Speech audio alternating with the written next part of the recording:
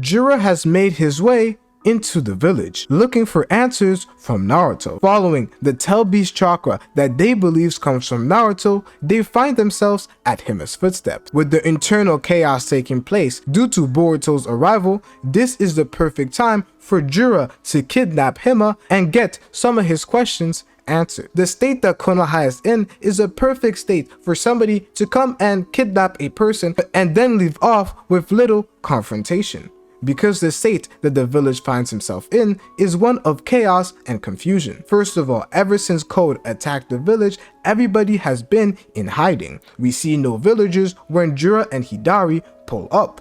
However, Jura and Hidari pull up looking for questions, especially from Naruto, but everybody believes that Naruto is dead. And when Kawaki and Delta come to confront them, Jura and Hidari easily dispatch of Kawaki. In 3 moves, Jura makes Kawaki unable to fight and literally says that he was holding back because he doesn't want to kill Kawaki at the current moment. So that means that one of Konoha's strongest fighters have already been defeated. And I don't think that Delta has anything that she could do versus these opponents. And we know that Team 10 is now rushing towards Jura, and I doubt they will be able to put up a better fight than Kawaki. This means that Konoha is really not in the best of positions. You also have to remember that Boruto seems to have left the village after Kawaki was trying to confront him. So the prime opportunity right now is for Jura to walk in and to do anything he wants. I doubt Damien will be of too much service because apart from Jura and Hidari, there are other Shinshu, and we know that Damien's only real goal is to make sure that nothing happens to Ada, so all his main focus will be on Ada's safety and not to help out people like Hima and Team 10 or Sarada or Sumire. This is the perfect time for Jura to do anything he wants with Hima, Team 10, Sarada, and Sumire. We will probably see a few interactions between Hidari and Sarada, but they won't talk for too long as they will simply kidnap Hima so that they will be able to have their conversation and have some of their questions answered. Because the main reason why Jura and Hidari ended up coming to the village was not to kill somebody, it was simply to get some of their questions answered. Jura was going around reading various books and had one more question that he didn't seem to find the answer for. So then he decided to go and meet Naruto. However, Naruto isn't here and is trapped in another dimension, but he finds himself at Hima, and he will probably ask Hima those questions. People are most likely going to keep on coming, so a good conversation between Hima and Jura cannot be had at the current moment. Hidari didn't come here for Sarada, as when he was going around, he literally kept saying, "Oh, where is Naruto?" The reasons why they came to Konoha is not for them to go and attack the closest people to them. This is why Matsuri and Bug are not here. They're simply here for a quick convo between Naruto and Jura. However, Naruto isn't here and Hima is there. As we can see, Hima has some similar powers to both Jura and Naruto. So the closest person to Naruto and the person they wanted to ask certain questions with is not there, but they meet Hima, who is the closest person to Naruto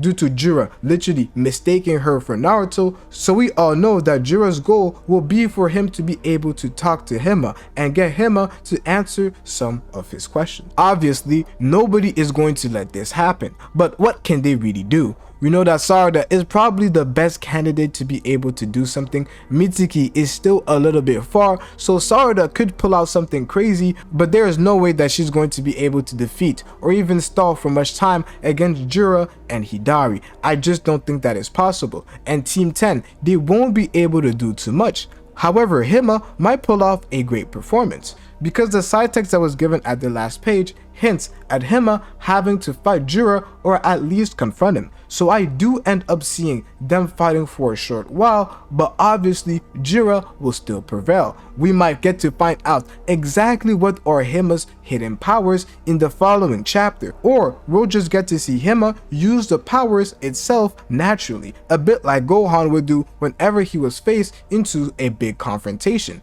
Because this is the first fight that we get to see Hima be involved in. Jura is there is nothing else to do but to fight. Obviously, Jura will not be trying to kill Hima, so we know that her safety is not really going to be put into question, due to Jura wanting to question her and get certain answers for the questions that he currently has. So we know that Hima will not be killed, but she will have to fight Jura.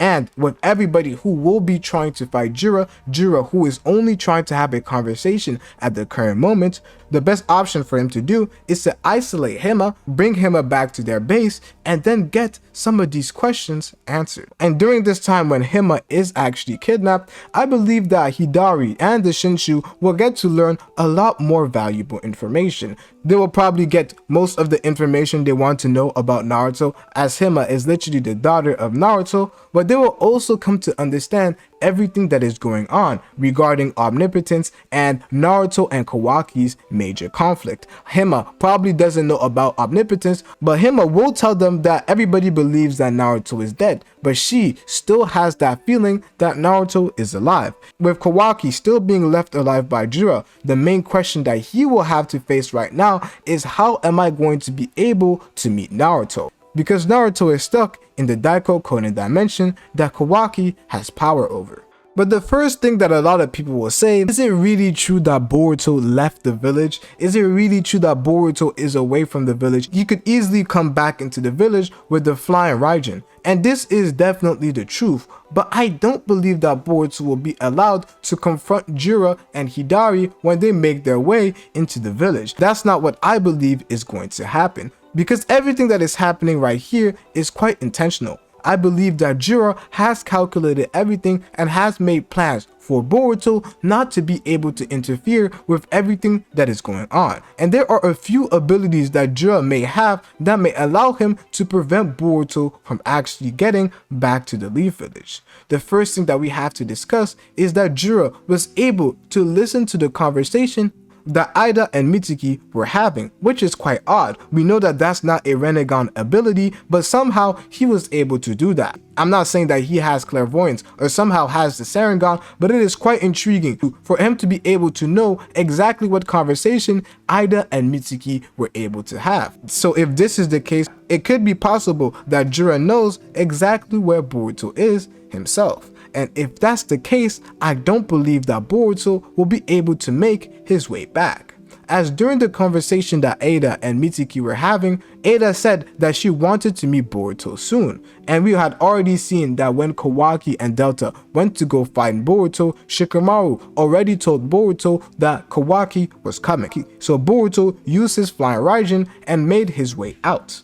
And then Jura listens to the conversation that Ida and Mitsuki have, where Ida says that he has to meet Boruto soon. And it is after Jura hears that Jura makes his way into the village. And we know that the two people who came to the village are Jura and Hidari. So what if Jura sent Bug and Matsuri to go and stall Boruto and fight him for a bit while he goes into the village and gets his questions answered?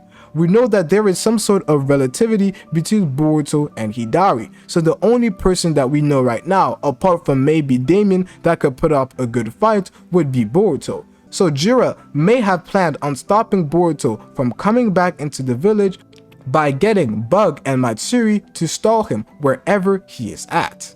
And this is definitely a possibility due to them having Cold's claw marks and them being able to access that ability.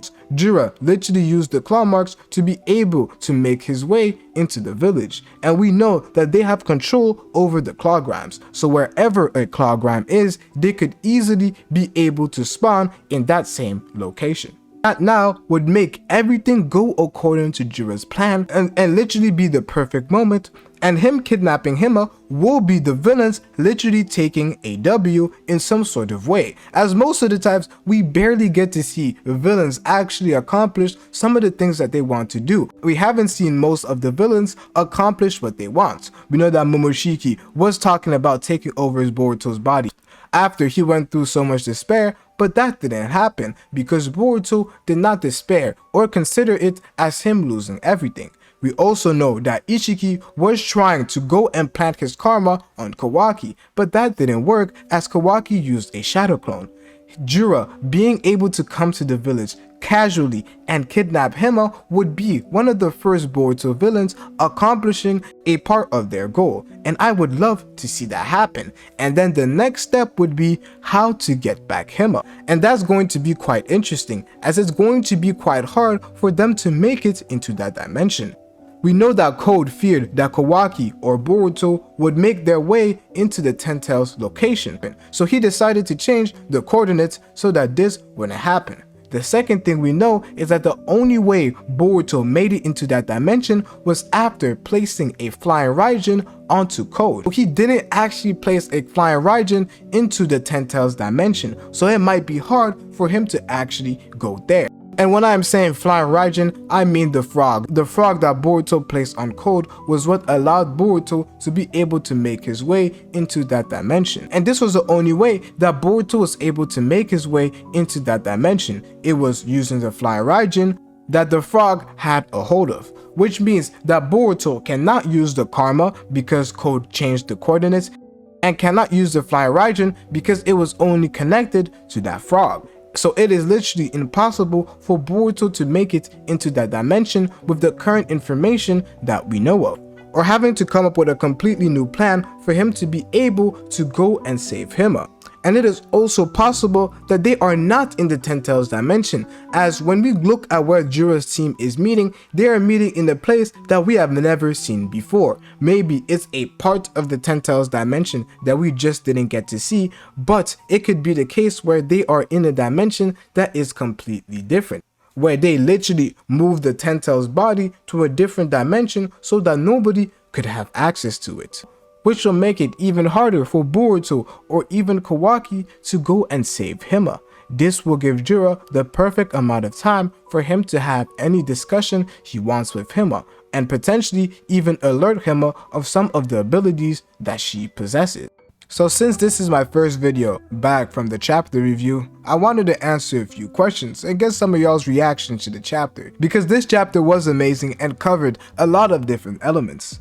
So the first comment that I wanted to highlight was by DJ, and she says, will Delta be able to actually kill Kawaki once Dear Ada is tired of him? And this is a very important question, because the way Delta was talking in this chapter, it seemed like she thought that she was still on that level. It seemed like she thought like it was back in the days where Delta was able to scare Kawaki. She forgot that there was a time skip where Kawaki started going crazy and is stronger than a guy like Jigen. So I don't know exactly what Delta's thinking, but based off what I've seen, she's not even unlimited Code's level. So I don't think that she could be able to do it, but there is some valuable points that could be made that could go against what I just said, due to Delta changing after Amado got the chance to give her second and third update, because after Amado joined Konoha, he made some very important changes with Ida's gadgets and the way she fights and her overall personality.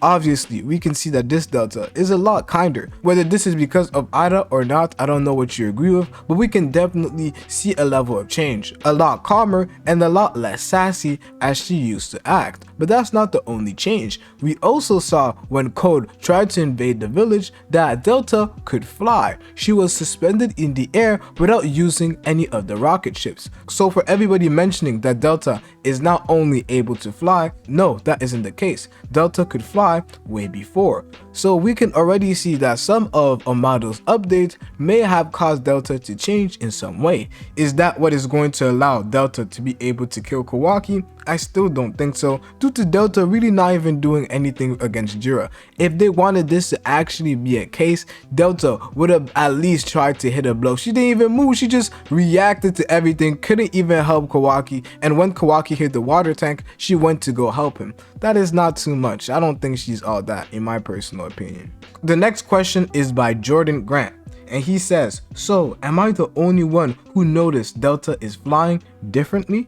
And this goes back to my answer. We have seen Delta fly, but a lot of people probably didn't pay attention to this too much. Delta was fighting before the time skip, so I don't think this is anything special. But I will have a video coming up about the possibility of Delta having Kawaki's karma, because if Amado was able to give Kawaki his karma without him knowing, he could definitely have done something like that with Delta. So I don't know, but for the current moment, based off the information we know, no speculation, Delta could already fly prior to the timescale. The next comment is by JS. He says, a Himawari rescue arc is definitely going to happen. They didn't have Inogen say that I will protect you line for no reason. She is going to end up getting kidnapped by Jura. I definitely agree, and it is the whole point I made this video. Jura is definitely going to kidnap Hima, and this worst future that Boruto has been seeing, it is slowly going to happen. I do hear the point that some of you guys make by believing that maybe something bad could happen to Sarada too, which is why Boruto tells Sarada to survive due to the future that he has seen. But he didn't say the same thing with Hima, so we know that Hima's gonna be fine. But with Sarada, maybe something also ends up happening to Sarada, maybe. But for sure, Hima, I know that something's going to happen to her, and Inogen is going to fail in protecting Hima. And then we're going to have Jura, who gets some of his questions answered by Hima and finds out a lot more information, and then we come to figure out what are Jura's next few plans. The next one is by User. I don't think Kawaki is going to train, he's going to go for a model for upgrades. And this is true, a lot of people do understand the non-training ideology that Kawaki has. But this non-training ideology that Kawaki has is one that is often misunderstood. Obviously, he doesn't believe in training like ninjas, sitting there still and concentrating on your chakra. He doesn't believe in that, but we did see him train with Jigen, and Kawaki wouldn't call that training, he would call those life or death battles where he had to survive. And that's how he aimed to train with Team 7, by just fighting, and those who survive, survive, and you'll just figure out some sort of way of getting better, just like Jigen did with him. However, he also does agree with the fact of getting power through these cheap methods like Amado giving him upgrades, because he literally has so many different pieces of technology all throughout his body. So he doesn't like to train like shinobis do, but he does do some sort of hand-to-hand combat which involves life or death battles to improve his fighting prowess, but he also uses all sorts of technology and whatever help you can get from Amado. And I just hope nothing happens to Hima. We know that Hima is an important character, so she might not die, but she could potentially get harmed, and Boruto will not be happy with that. So when they do end up meeting, we will see a serious Boruto, and a Boruto who may actually use his karma. And to find out why Boruto doesn't use his karma at the current moment, you have to watch the video right here.